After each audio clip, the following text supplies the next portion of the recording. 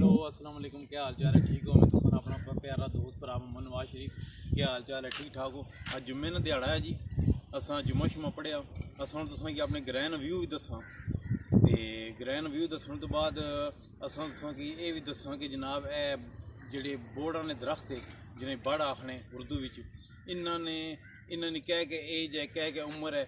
मजीद असां कैमरा मारी तो दस्सना है, उस तो बाद असां सारी डिटेल तुसें कि इन्होंने जेह्ड़ियां नज़दीक होई के दस्सां।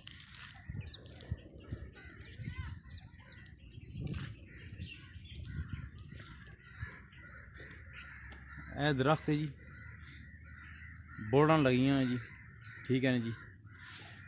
इधर अगे अंब आ गया जी, मस्जिद आ गई जी। ए बोर्ड है जी, सबसे बड़ी बोर्ड है।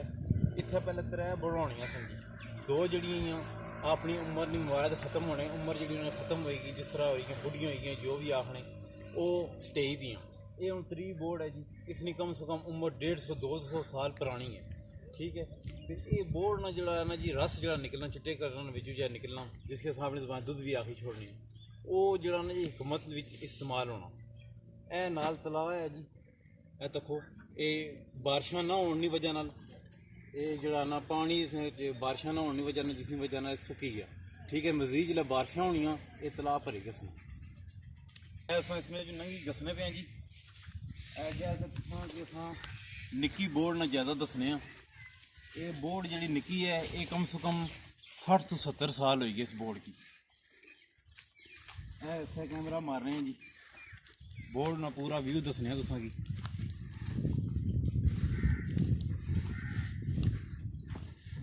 बोर्ड देखो जी। उस तो बाद जी साढ़ा एक अंब है जी, अंब ना दरख्त है जी, मस्जिद कोल नाल अंब ना दरख्त है। ये भी अंब ना दरख्त कम से कम 150-200 साल पुराना। आखने वाले ये आखने बड़े बुजुर्ग के जनाब 200 साल तकरीबन पुराना है। मेरे वालद साहब ने इस टाइम उम्र जी 82 साल है। वो आखने जी जिसले मैं निक्का सा बचपन अपना सी उस टाइम भी इसकी उम्र इस तरह असा तकिया, ठीक है जी।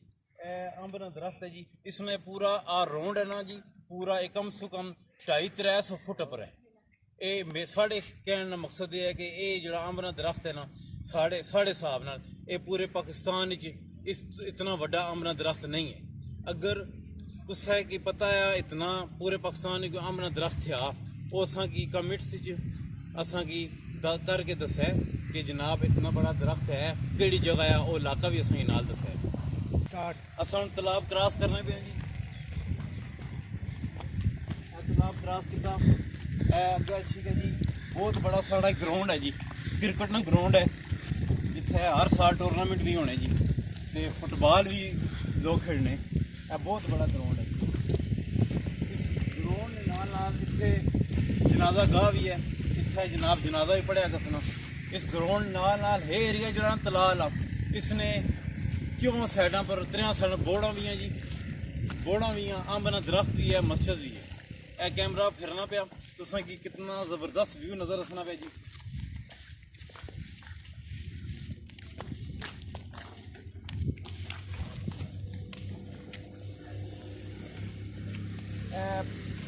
सारे साइडा चौं साइडा पर कैमरा मारने पे जनाब दसी सकने तुसा।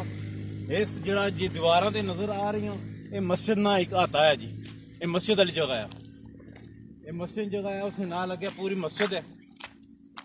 सेंटर च अंब लगा जी, अंब ना दरख्त है जी। ऐ साढ़े ग्रह ना सारा व्यू है जी। ये जो बोर्डा लगियां ना जी, इन्होंने उस साइड पर ग्रां आ, इधरों ए अंब है, अंब है नहीं साइड पर ग्रां आ, अद्धे घर इधर है, अद्धे जेडे बोरा ने उस पार है, ठीक है जी। यह सेंटर च तलाव है जी। ये जो अंब है मस्जिद दरम्यान च लगा। मजीद ग्राउंड ने बारे च दसिया, ग्राउंड भी साढ़ा जिथे जाकत क्रिकेट वगैरह खेलने, हर साल टूर्नामेंट भी होने। एक ग्राउंड जड़ा है इस पूरे इलाका जो सांग है ना जी, डाक खाना सांग यूनियन कौंसल जी है, इसमें सब तो वड्डा ग्राउंड है जी, ठीक है जी। अगर तुसा की आसानी वीडियो पसंद आई तो लाइक करो, तो चैनल सबसक्राइब करो, बड़ी मेहरबानी होसी। असा की दुआएं याद रखसा, तुसा भी असा की दुआएं याद रखो।